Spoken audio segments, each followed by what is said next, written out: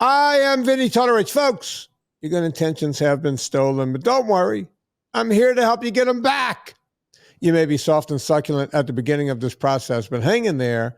Before long, you will be lean and mean, just like our guest today. Yeah, it's the Friday show. Yeah, we're bringing in none other than Miss Christine Trimpe. Yeah. Okay, Thank you. Yeah, she's here today, folks. I've wanted to have this woman on for a long time. I watched her go from very heavy, morbidly obese online, and you see people over and over again, and all of a sudden, you see when they start to shrink. There's certain people that follow me on the Twitter. I think they call it X nowadays. Mm-hmm. People like Scott Mallion. See, he's losing weight. He's losing so much weight. He's out there singing. I saw the man singing the other day on X, and boy, he's got some pipes. And then there's people like Scott King. Yeah. There's people like Robin Dobbins. She wasn't even trying to lose weight. She was just losing her mind. Mm-hmm. She was on all sorts of drugs, and she went, I'm just going to go low carb and see if I can get rid of some of these problems. She lost some weight. She looked good before. Now you should see her. And wow, you should see her husband. That guy's lost. I want to say he's lost 100 pounds. Folks, doing things right is not that difficult. And when you look at Christine Trimpe, it's the same thing. I'm going to guess that the woman's lost north of 100 pounds, but we're going to find out from her, folks. None other than Miss Christine Trimpe. Yeah. But Christine, before you start speaking, I need to tell everyone, we're promoting a book today. You have a new book out. It's called Sugar Freed. Yes. F-R-E-E-D, Sugar Freed. Yes. It's Stop Losing the Weight Loss Battle, Start Gaining the Victory. Woo! Yeah. Look, with a title like that, you can only imagine what's in the book. Yes. So I would suggest you go out and get it right now. Right, Christine? Absolutely. Would love that. So, look, you told me right before the show, you're faith-based. And I said, okay, I'll try to keep the F word out of it. Thank you. Said I would appreciate that because my mom wants to listen. And so I went, okay. So I started the show with a song called Sympathy for the Devil. So you might want to tell your mom to go ahead by about 2 minutes. Okay. That's okay. That song took me back a few years, right? Yeah. Took me back.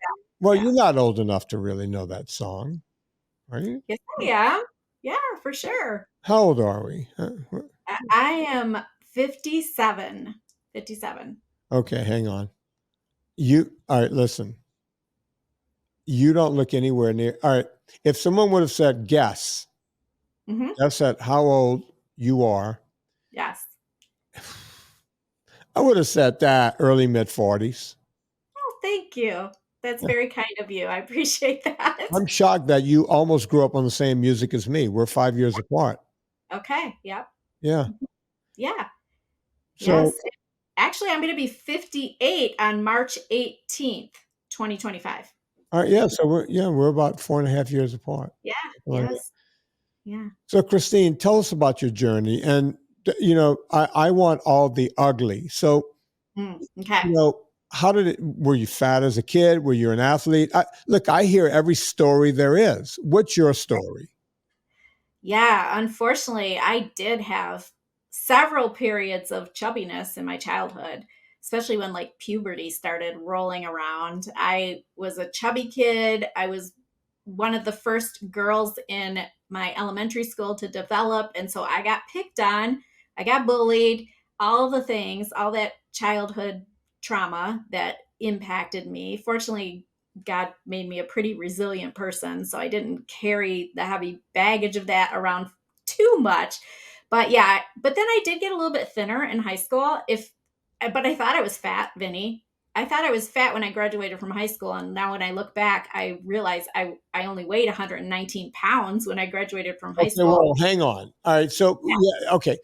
I got to break into your story already. Yeah.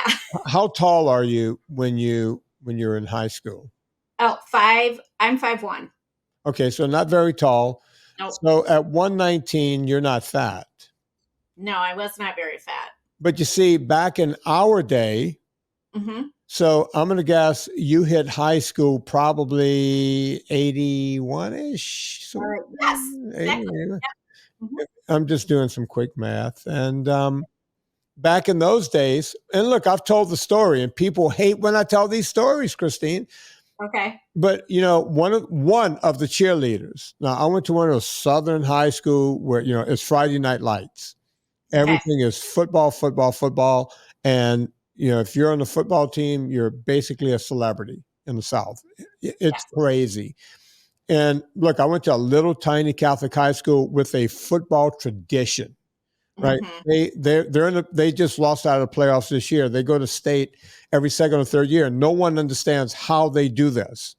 It's one of those small schools, not many kids in it, but the tradition goes back for decades, right? So the cheerleaders, like one of the cheerleaders that was cheering for me in high school cheered against me. She was on a D1 cheerleading squad at LSU, and I played for Tulane. So Wow. Sheila, who's my close friend, I was playing for Tulane. She was cheering against me. I called her. I was like, Sheila, how could you? Oh, can you just be quiet tonight and maybe not cheer? Yeah. But that's the kind of tradition. Okay, I'm not talking about Sheila here, but one of the other girls, Mm-hmm. she had ripped abs. Her legs were ripped because our cheerleaders, they didn't just go rah, rah, rah. They had to flip around and do pyramids and jumping up. They looked like the real show wasn't on the field. It was on the sideline. There was one girl who was very athletic, ripped out stomach, the whole thing. We called her the chunky chick. Ooh. Yeah. And by the way, she had no fat. Yeah. It was just that her butt was a little more bubbly. That was considered the chunky chick, Yeah. Yep. right? Back in 19, and people think when I say that I'm being mean or rude. You thought you were chunky and fat. Yeah. Yes. At 119. Yeah, and it's probably because of all those years that I was teased in elementary school and middle school, and then I did thin out a little bit in high school. But yeah, I felt I was not athletic by any means. I did not have ripped abs or anything. Right. So yeah, I was a little mushy, but I definitely wasn't overweight or obese or anything like I got to be. Remember the ad, Special K, if you could pinch an inch? Remember that? Yeah, actually, yes. Can you remember, before they called them supermodels, can you remember any of the models back in the day? Any of the big models? If I No, threw not out names, I can picture them. I can't think of any names though. if I said Twiggy, would you know? The woman's name Yeah. was Twiggy. Yes. Yeah. You remember Twiggy, right? Mm-hmm. She Yes. literally looked like a twig. A twig. Yes. Kate Moss was like the second generation of the super thin, Yeah. wafy models, but Yes. she came on the back of the women before her. Yes. Twiggy was her name. Yeah. Right. Yes. And, they were all like that back in the 70s and 60s. Yes. My wife, who's a year older than me, she's 63. Before she became an actress, she started off as one of those models. She was in Europe, and she basically modeled for a lot of these German bikini companies and this and the whole thing. You couldn't have an extra ounce on you back in those days. And when you ask her what the diet was for those women, right, they were all a certain height. They all had to be a perfect height, like 5'9", and they all had to weigh like 110 to 115 or some weird number. Wow. Right. And I said, what was it like? She was like, we go out to restaurants in Paris and order a salad and sit there and look at it while we were smoking a cigarette. That was their diet, looking at a salad while smoking a cigarette. Yeah. Right. Wow. Mm, That was the world. Now, look, yeah. none of that was super healthy, but that's what was being portrayed. That's why a Right. Christine, Yes. who's 119 pounds, thinks she's a blimp, Yeah. right? Yep. Yes. Not to mention the emotional baggage that I carried around from being bullied when I was chubby as a kid. Well, fast forward, I went away to college when I was 18 and I became a statistic very quickly. You know how they typically say you gain the freshman 15? Yeah. I came home with the freshman 40 at least. Oh, wow. Yeah, so that's really when I can look back and see like my metabolic health started going downhill. And I was eating in a cafeteria. I really didn't have a whole lot of choices in what I was eating, and I wasn't being cognizant of what I was eating either. So, but yeah, I came home from my freshman year with an extra 40 pounds at least, and that's kind of how my metabolic health journey, for the detriment of my health, started. Well, can I be more clear? Was it, you didn't come home that first semester? You didn't come home at Christmas time. It was the end of, so it took you the whole year to put on 40. Yeah. And really, when I noticed it is like during the summertime after my freshman year of college, I was wearing shorts and I don't know, I must have bought new shorts or something. But then I went to go try on my jeans as fall approached in Michigan. We're getting back into jeans and sweatshirt weather. My jeans did not fit at all. And I had to go up many sizes. And that was my big wake up call. Yeah, it's pretty scary. Mhm. We pumped ahead right to college, but can I just take one step back to childhood again? Yes. The bullying, because I was a bully. I don't, did you ever read my book, Fitness Confidential? No, I haven't yet. Yeah. We thought about putting more of the bullying because, bullying now, if kids get bullied, I go Mhm. crazy when kids get bullied because I was bullied in a Yeah. big way. Yeah. Um, I had all kinds of issues, speech Okay. impediments that came from I was hearing impaired as a kid, and they were able to fix it through operations. But now I still had the speech impairment. And it's kind of why, I went to a Catholic school. Mm. It's, is the major reason why I don't follow any religion, Mm. because the nuns were as mean to me as the other kids. Mm-hmm. As a matter of fact, my older brother brought it up to my wife the other day and talked about how he was trying to protect me. He was 1 year older than me when we were kids, and he goes, I couldn't protect him. It was just on. And my wife goes, "Wow, no one in your family's ever talked about it until Michael. Michael just brought it up out of the blue one day when they were talking." But yeah, you were bullied. How young were you when that was going on? I started developing in the third grade. So I can really, that's like when I can pinpoint when I started being chubby as well, too, and looking back on family pictures. So it started then. I can actually remember, I still live in the hometown that I grew up in. Yeah. Uh, so I can remember the boys that would bully me, that would make fun of my development and my chubbiness. And I can also remember one time an adult saying something. We used to camp a lot as a family, and we always did it with my parents' friends.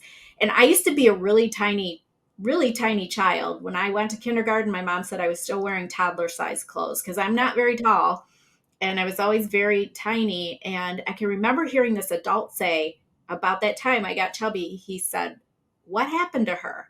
She used to be so tiny." And that never really left me. Like that stuck with me for years. And I thought there was something wrong with me at that, being in third grade when I was 8 years old. And that never really left me. I still remember that clearly from sitting around the campfire and that man saying that about me. So, Can you almost just like with me, I run into those people now as, 60 something year old men and mhm, women, yeah. and they'll see me in Donaldsonville whenever I'm there. I don't even go to my hometown that often anymore. I just go to my brother's hometown, Hmm. Thibodeau or Baton Rouge, one of those brothers, and just stay there. My parents come to visit there.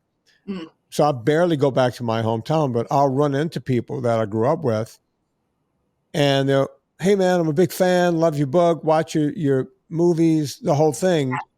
Yeah. Right. And I'm looking at them going, you SOB. Mm-hmm. You treated me like dog crap. Mm-hmm. Now we're friends. Now Right. we're good. Right. Right. You Yeah. know, it's sad. Right. Mm-hmm. And I saw some of it changing when I became a good athlete. So Mm-hmm. it's like I saw it in real time. It was like the people cheering, and I write about that in my book. The Mm-hmm. people who are now cheering for, not Sheila Soraj, we were always friends, but except for when she went to LSU and I went to Tulane. But you know, luckily there were girls like Sheila and her sister Susie, right, who were good friends. Right, they were just sweet. There were a lot of sweet girls and guys, right, that were my friends, to the point where whenever whenever I get weird even talking about it. Mm-hmm. When I got popular because I was able to tackle the other kid with the ball really well, I was still the nerd in my head. I was still the kid that got picked on. That never leaves you, right, Christine? Right. Yeah, absolutely. For sure. I would get invited to parties at the cool kids parties, and I would go, okay, I'll come, but my friends have to come, meaning my nerdy backwards friends. Yes. And they would be like, oh, really? It's like, yeah, they got to come too, or I'm not Yeah. coming. Right. Right. Because I didn't want to be friends with them anyway. Mm-hmm. Right. But yeah, at 60 years old, you're still 62. I run into him and I go, just like if you ran into your dad's friend, is he still alive? Do you know if he's still I alive? don't think so. I think he's long gone. Good. He deserves it. Yeah. Yeah. Yeah. Yeah. You understand what I'm saying, but Oh, absolutely. You know, my saving grace was that I had good girlfriends that from elementary school age that are actually still my best friends to this day. yeah. So they were like maybe my nerdy friends too, right? But so we all had each other. They would never let me down, never disappoint me. But as I got older and I was like living with morbid obesity, I always felt like I never fit in anywhere. And I talk about that a lot, not fitting in. Like I literally didn't fit in roller coaster seats. I almost didn't fit in airplane seats. I never felt like I fit into a room full of beautiful women. Like if I walked into a women's event. So that's really something that I've had to heal from, like emotionally. This weight loss journey has not been just about healing my physical body. It's been like even more importantly about healing the rest of my health, my spiritual health, my emotional health, and the physical healing has been amazing, a wonderful benefit. But yeah, the emotional part of the journey, I always tell the women that I help, it's the most difficult part of the journey. It's crazy to hear you say that you would walk into a room full of beautiful women, because Mm-hmm. I'm sitting here looking at a beautiful woman, Thank right? you. And I've seen the fat pictures of you. Mm-hmm. You were beautiful back. When you got your looks, there's no amount of fat that's going to take that beauty away, Oh, thank you. right? And to think that you would walk into a room with what you thought beauty should be Yeah. and Yeah. didn't feel like you measured up Right. when you clearly measure up, right? And I think that happens to a lot of people, where Mm-hmm. you feel less than because, oh, wait, I have extra weight on me, Mm-hmm. right? Um, I'm sure you didn't hear the show that I put out today. And it came out today, but go back and listen. It's the show didn't. It started off one way and it went into a different direction. My younger brother, who's never been on the show before, the one that's always over 300 pounds, Okay. came on and it was no holds barred. He just started talking very frankly about eating and the addiction of eating, which we're going to get into because we're talking about your book today, Sugar Freed. Mm-hmm. Folks, Sugar Freed will be part of the Vinnie Book Club over at VinnieTortorich.com. It's going to be there. Go check it out. It's going to be, Debbie will put it at the top so you guys can find it for the holidays. It's out right now, right? No, it's not out till January 21st, 2025. Okay, guys, you can't get it until January. It'll be up for pre-sale very soon. in December. Yeah, towards the end of December. Will they let me put it on my link? Can I put a link yet? Yeah. Well, as soon I will have a page dedicated to the book, and that means I'll have an Amazon link. So I'll get you one as soon as possible. ASAP, because all right, so this show is not coming out this week, obviously. Okay. Let's see, can we hold it? I might. All right, it's not coming out this week. So I hope you get that link next week. Okay. Yeah. I think the link will be available December 21st. This is going to be close. Okay. I will see if I can hold this show an extra week, but I'm not sure I can. At this time of year, it's difficult because shows are weird. Yeah. Going into the New Year's. Yeah. Anyway, folks, the book will be available to you guys. Do you talk about any of this in the book about being bullied? And yes? Yeah. Yes, absolutely. Absolutely. Yep. It's all part of the journey. My book is not just a weight loss book. It's a healing journey. It's a healing book, like restoring my body, renewing my mind, which was where all the emotional work sits, and then redeeming my spiritual walk, because my faith has been so important to me in this healing journey. And I think it's really was the foundation that got me going to where I needed to go. Okay. So now that we're there, right, we know that you've gone through this period of thinking you're fat when you're 119 pounds, walking into a room full of women and thinking that you're less than. I'm going to guess along the way, sometime after you came home with the freshman 40, which is a whole new number we've never heard before. But I think if a lot of women were honest, we would hear more women telling that same story. Yes. Right? When does no woman just starts with the first diet. How many, talk to me about all the crazy stuff that you could have possibly have gone through in your journey, because people need to hear that you're not special and different by losing the weight you've lost, right? No, absolutely not. Actually, the first diet that I attempted was my roommate and I from college during my junior year. We drove from Adrian, Michigan down to Toledo, Ohio, because there's Adrian, where I went to college, was farm country. We drove down to Toledo, Ohio, which was about a 45-minute drive each week to go to Weight Watchers. So that was the first time I registered for Weight Watchers. So, and then Vinnie, I spent 30 years yo-yo dieting, in and out of Weight Watchers, a medical weight loss center, South Beach diet. And I'll tell you about the craziest thing I did. I was in a hospital supervised weight loss program, and I drank nothing but liquid protein shakes for 10 months. That's all. Protein shakes. That's it. Hang on. Yeah. So you spent all that time in the hospital? No. It was a hospital supervised program. Just like I had to go into the clinic every week. Okay. So you start off, I just want to make sure I have this right. Yeah. You and your roommate start yo-yo dieting through Weight Watchers. Yeah, when I was in college, yes. Okay. Now, I've talked about Weight Watchers over and over and over on this show, back in the early days a lot. And the reason I would talk about it is one of the biggest diets out there. It's a white knuckle program. I call those white knuckling programs because they're getting you to lose weight by starving you and giving you points based on, you don't have to eat anything all day, and you can save all of your points and have brownies at night or ice cream or whatever. So they're not teaching you how to eat correctly. Right. And we know that Weight Watchers doesn't work. The company will tell you that the plus and minus on people making it through Weight Watchers is 2%. Whew. Well, 2% of anything can be zero, right? Yeah.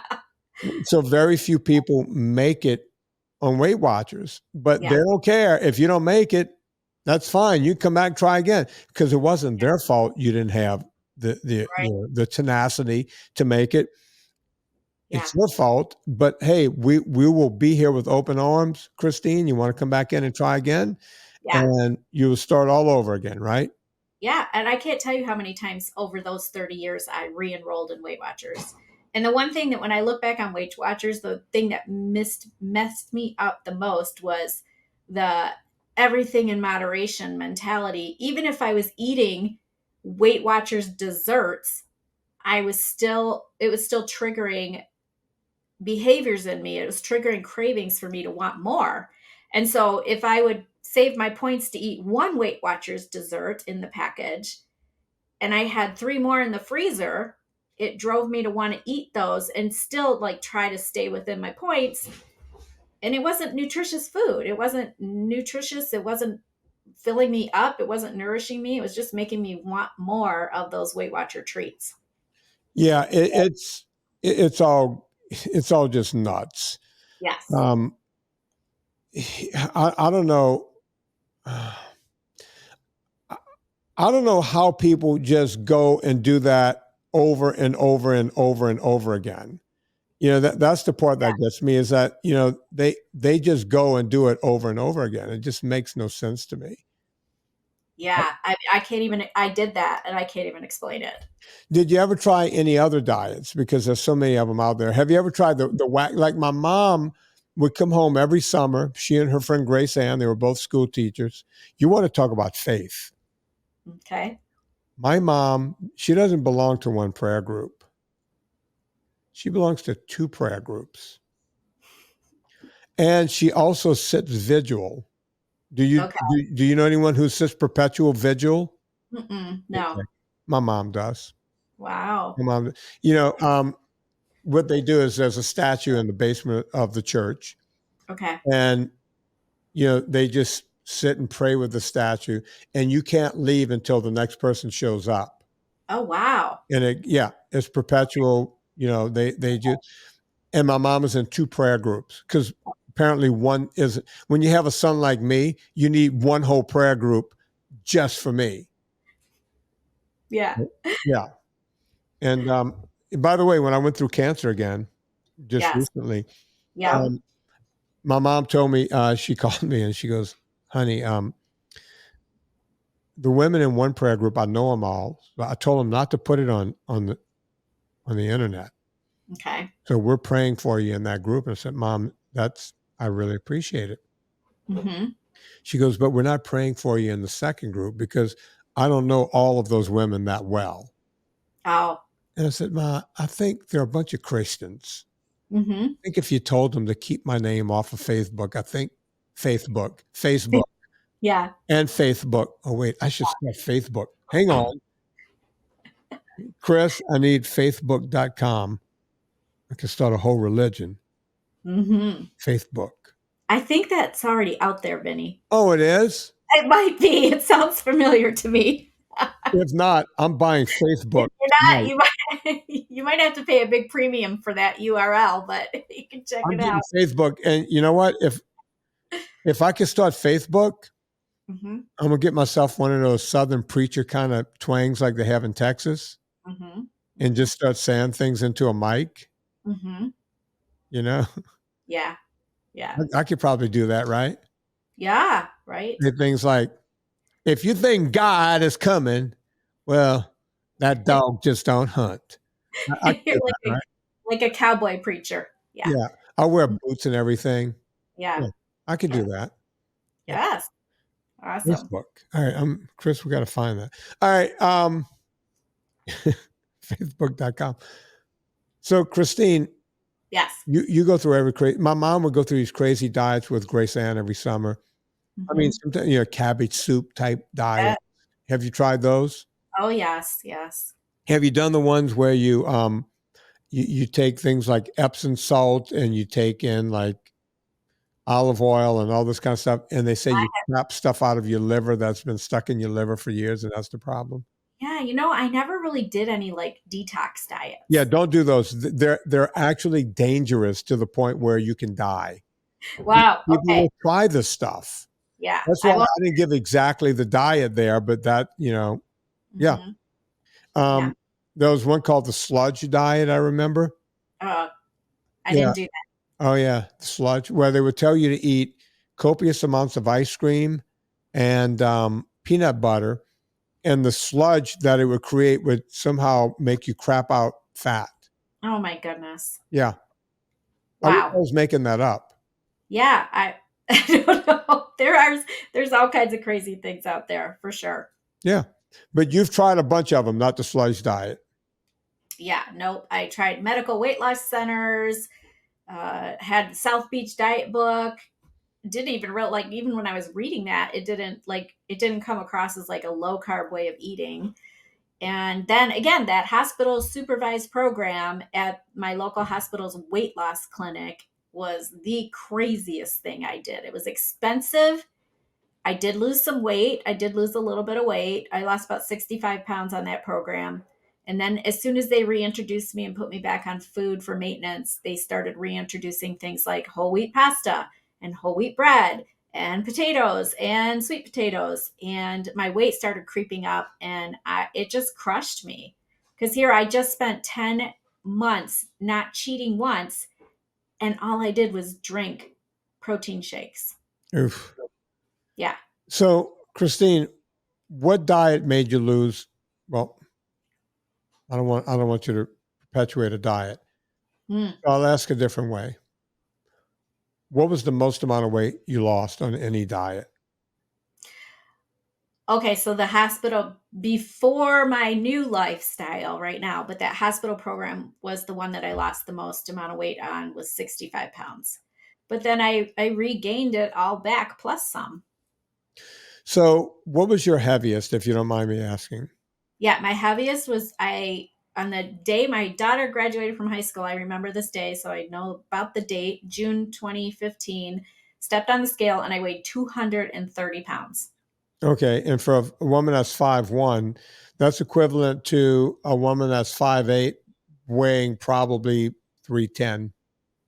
Yeah, yeah, Yeah. yeah. It was. I was definitely more. I was classified as morbidly obese, and I think my body. If I think my body fat percentage was almost fully 50% of my weight. I think Oh, it was like 40, easily, yeah, easily. 47%, something like that. Yeah. So. As I would say, because I don't mince words with people, I've been Mhm. dealing with morbidly obese people. You were as wide as you are tall. Yeah, probably. Yeah. Yes. Yeah. I would always let people know, look, this is where we are. This is Hmm. what we have to work on. Yeah. Yeah. Right. Yeah. So what what was the impetus? What did you find? What did you come across? What happened?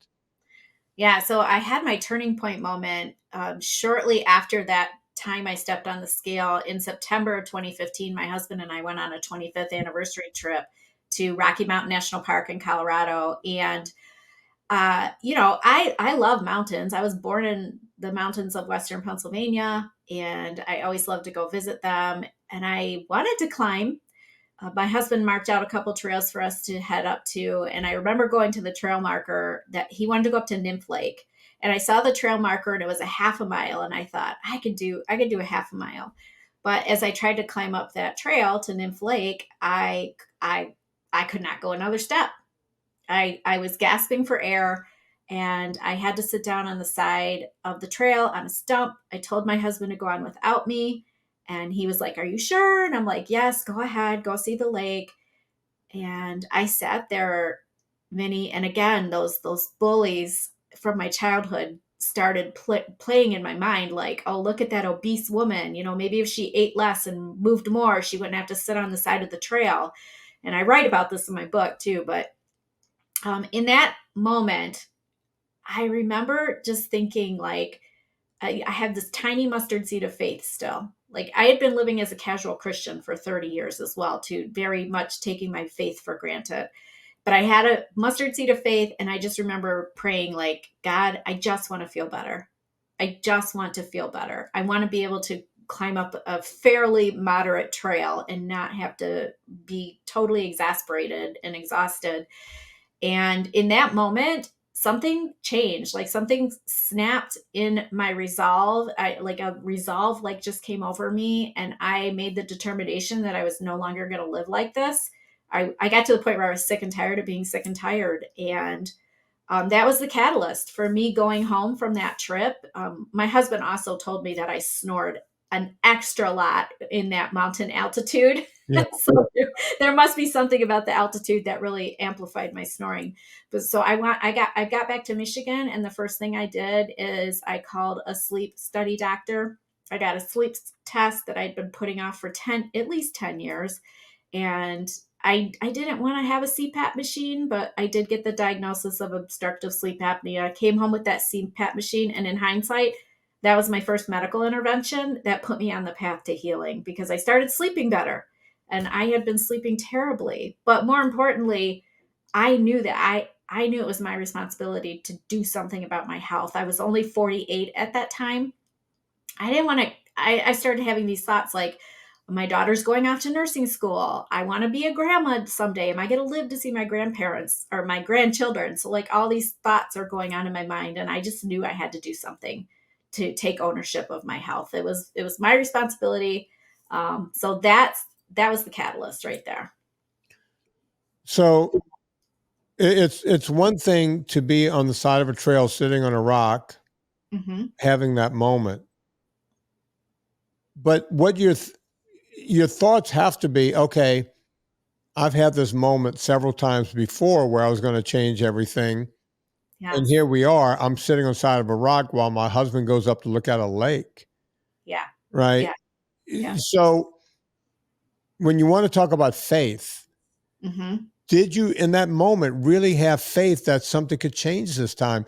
And if yes, or if no, whatever your answer is to me, what changed this time versus all of the other time? All of the Weight Watchers, all of the cabbage soup, all of the hospitals and the shakes and the just eat this once a day. What changed for Christine this time over every other time?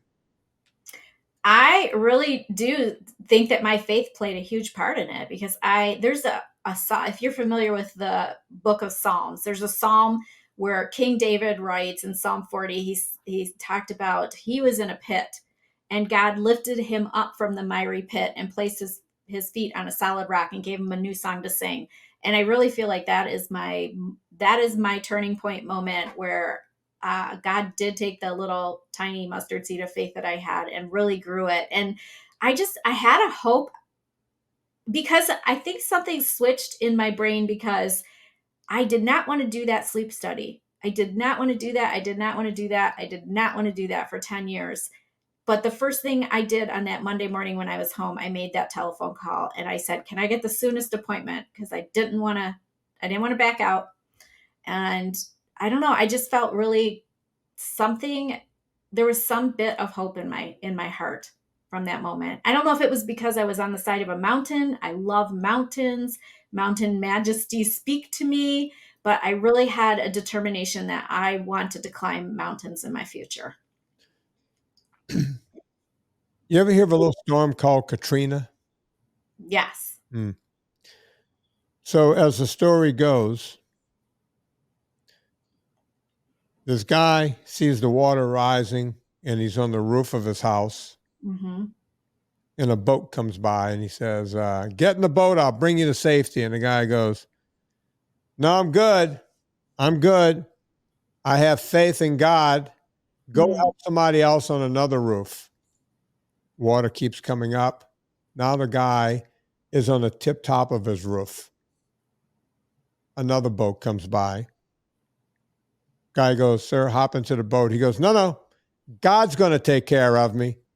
Go and help someone else."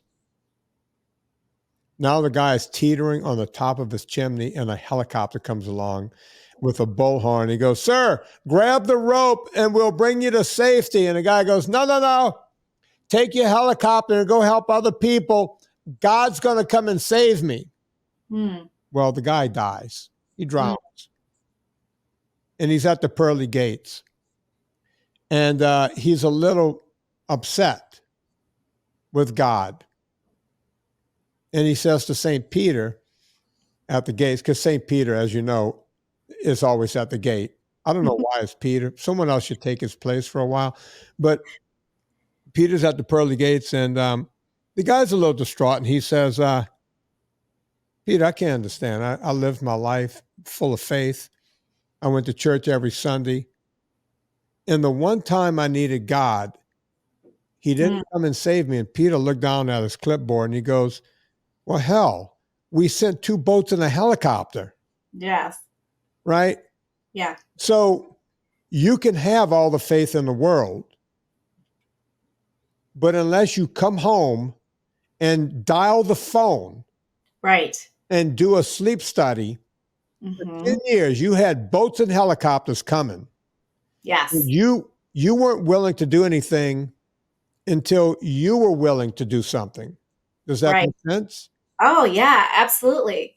Absolutely. I know it was my responsibility to take care of my health. And God gives us, he equips us with the wherewithal to, to do something.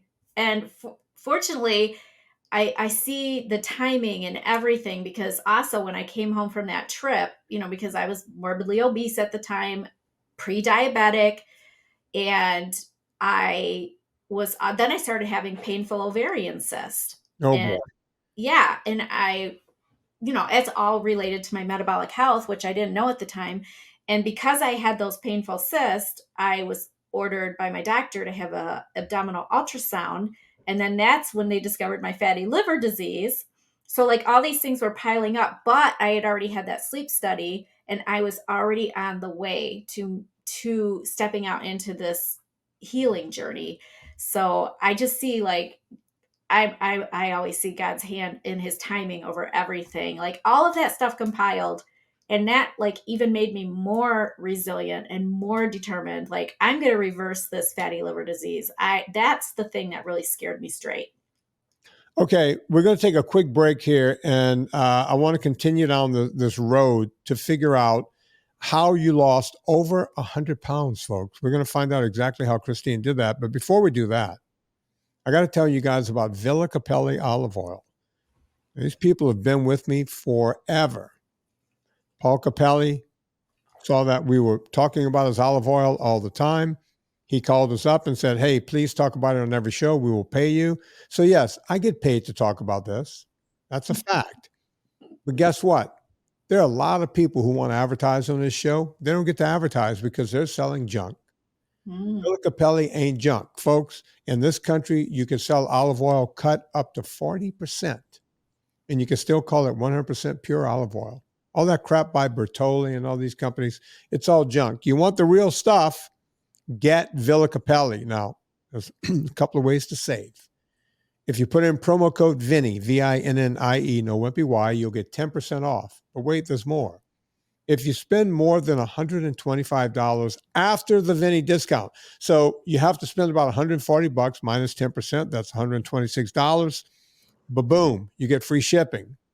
So free shipping, 10% discount. You can't go wrong. Villa Capelli, let them know we sent you. Promo code Vinnie, VINNIE, no wimpy Y.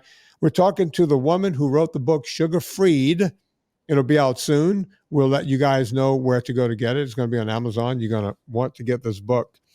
I'm loving what we're talking about here because we never really get into the faith-based part of people. And look, that could be mostly because of me, because I lost faith a long time ago. I never poo-poo the idea of faith because, as my wife always says, I'm the most spiritual, non-spiritual person she's ever met. I believe in helping men, all men of mankind, men, women, everything. I said men. I don't know why I said men. But I believe that we're all in this together. And if I can help one person that, every day, just do one thing to help one other person, I'm doing my job. And if we all did that, we would all be in a better place. By Christine doing what she's doing and putting a book out there, she can help many people all the time. Christine, you make this decree on the side of a mountain. Your husband comes down from looking at the lake. He's all energized. He's feeling pretty good about that lake. Obviously, did you drive or fly out there? How did you get out there? Oh, we flew out there. Yes. Okay. Do you talk to your husband about this transformation, this moment you had? or do you just kind of keep it to yourself? How does it work? Because Yeah. you're probably tired of here 25 years of he's probably sick and tired, right? Yeah, yeah. Actually, what's really interesting, Vinny, is even when I talk to women about women who are just like me, who have been in these circumstances, like we don't even tell our husband the depths of our despair about our health issues. So no, I definitely kept that to myself. Although I did tell him that I was going to schedule a sleep study because I knew that like my snoring from obstructive sleep apnea was disturbing both of our sleep. Yeah. Neither one of us were getting good sleep. So that was to his benefit too. I was wanting to do that for him as well. So, but yeah, I really didn't talk about like what I experienced on the side of that mountain and how it was going to move me forward in my faith journey too. So, Okay. So that's fair enough. So you come home, you do the sleep study, they figure out you have sleep apnea. You kind of knew that. You figure out you have fatty liver disease. You find out all of this wonderful stuff. What did you do to lose weight? How did you correct all of that? yeah, well, I was very curious about the fatty liver disease because my gynecologist kind of poo pooed it because she was more concerned about the cysts that were on my ovaries. But like I said, that like was kind of my wake up call. Like, this is scary. And so I did my own research on Dr. Google and I did not bookmark it. I wish I would have, but I learned something in my research about fatty liver disease about that sugar is a major hormone disruptor and my insulin hormone must be out of whack. My liver was storing fat because of my metabolic dysfunction, all of these things. And so it really just sat on me like, oh my goodness, I have to quit sugar. If I want to reverse this fatty liver disease, which I learned through my research that was reversible, I need to quit sugar. So that's what I finally made a determination to do. Like my first step was eliminating sugar from my way of eating, and it was a very small first step, but that was something that I did for about 4 to 6 weeks. I eliminated Christine, all. Yeah. for some reason we can't hear Christine. Oh, What you're happened? you're muffled. What just happened to Christine? Christine, speak. I'm here. I'm here. Yeah, you're not coming through at all, That's weird. and I I'm can not hear sure you. why. Did something get moved? Oh, no. Can you see my comments? Folks, hang with me for a second here. I'm gonna see if I can fix this. Some setting just went off. Oh, this is all right. Christine, hang on. I'm gonna move everything back to where it was. Okay. Sure. You're Okay. back, and I'm actually hearing music in the background. Everything just went wacky here. Yeah, you got really muffled. Yeah, like you just went away completely, and Okay. you're back now, and everything is good. Okay. Okay, good. I Everything, wonder where I don't know what happened, to be honest with you. yeah, that's weird. Yeah. So we're not going to even try to sit here and figure it out. Okay. Okay. Um, anyway, let's go back to where you were. Okay. So I was very like intent on learning why my liver was full of fat. I used Dr. Google to do some research. I learned that sugar is a major hormone disruptor. I discovered that my hormones must be really out of whack. I knew I had metabolic dysfunction. And so I was very intent on reversing my fatty liver disease. And that's what led me to taking my first step to quit sugar. Was it only sugar at first? Was it just? Yeah. So you read that it was sugar. So you have one clue, right? Yeah. One clue, So right? what did you stop? Like, take us back to that day. Did you go, Okay. well, that's soft drinks? What were you thinking? Yeah. Well, it took me actually a couple months, Vinny, if I'm honest, to like really think about this because I knew I had to clean up my way of eating completely. I was eating a typical standard American diet, But the first thing I decided to quit as far as sugar goes was I quit coffee cold turkey because I was drinking a little bit of coffee with a whole lot of flavored sugar creamer. And then a couple days later, I decided that I worked in a corporate office at the time with a bunch of women. There was candy all over the office. I swore off candy. A couple days later, I decided I would no longer participate in the like every other week we'd have a birthday celebration. I swore off cake. So it really was like the sweet stuff. And then I started reading food label ingredients, and anything that had any kind of sugar in it, I was not eating that. But I did that for about 10 months. And because I was still eating typically a standard American diet of like, I was still eating bread, I was still eating potatoes, I was still eating pasta, and not realizing that those were like my last sugar holdouts that I needed to ditch. So Right. I did for 10 months, I did the no sweets, no desserts, no candies, nothing like that. And I only lost about 18 pounds. And then I was so frustrated, had a conversation with a friend who was really into hormonal health. And she said, "Hey, have you ever heard of," I was lamenting to her, like how slow my weight loss was.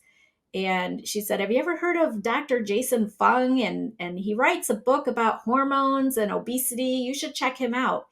So later that night, I went home and I Googled hormones fasting, landed on a 5-part video series that Dr. Fung put out called What is Fasting? It was on the Diet Doctor website.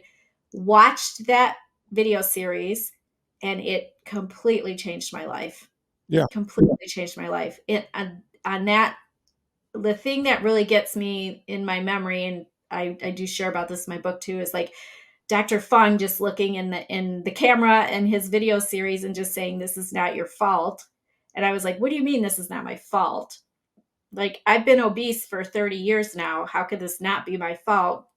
And then he went on to explain all the bad dietary advice I'd been given for so many years, and how my insulin resistance needed to be healed. And the best way to do that was with fasting and a low carb lifestyle. And that was the last day I ate bread, potato, and pasta, and adopted a ketogenic way of eating with intermittent fasting. And my weight loss just took off. It just soared after that point. So within 2-week period, I was being fueled by ketones. My brain fog was gone, had so much more energy. And I knew that that was the lifestyle that I was going to need to stick to if I wanted to beat this obesity and all the other diseases that I was experiencing. What was your total, and what is your total weight loss?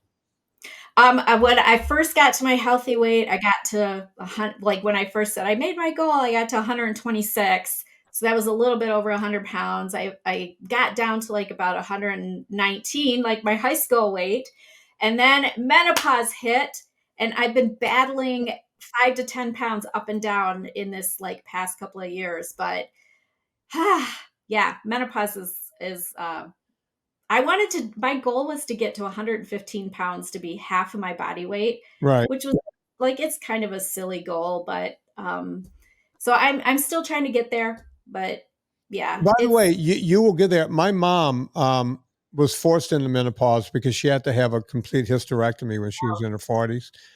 Okay. And my mom, not much taller than you, maybe 5'3", 5. She was probably 5'4" at her tallest.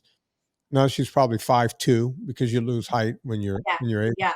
And she's back to her high school weight, Okay. Yeah. 118.